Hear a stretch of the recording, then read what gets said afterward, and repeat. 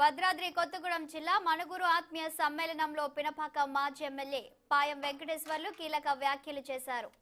ఎన్ని ఇబ్బందులు పెట్టినా పొంగులేటి సీనన్నతోనే తన ప్రయాణం సాగుతుందన్నారు. తనతో పాటు పొంగులేటిని అనేక రకాలుగా ఇబ్బందులకు గురి చేసినా భరిస్తూ వచ్చామని చెప్పారు. ప్రస్తుత ఎమ్మెల్యే చేసిన అభివృద్ధి శూన్యమన్నారు. సోషల్ మీడియాలో డబ్బా కొట్టుకోవడం తప్ప నియోజకవర్గానికి చేసిందేమీ లేదని తెలిపారు. ఇసుక దందాలు, ల్యాండ్ మాఫియా వంటి రంగాల్లో దోచుకోవడం, దాచుకోవటమే చేశారని ఆరోపించారు. వ్యక్తిగత అభివృద్ధి తప్ప ప్రజలకు ఎలాంటి మేలు జరగలేదని విమర్శించారు పాయం వెంకటేశ్వర్లు.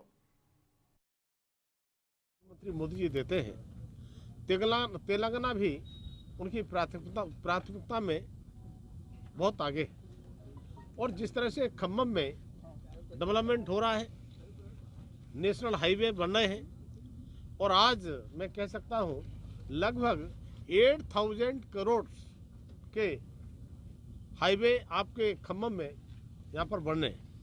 आप देखेंगे आज से मोदी जी नहीं थे तब यहाँ की क्या स्थिति थी और इस समय क्या स्थिति है, और जब इन हाईवेज का आप आनंद लेंगे, इन रोडों पर चलेंगे, तो आपको उससे अच्छा लगेगा।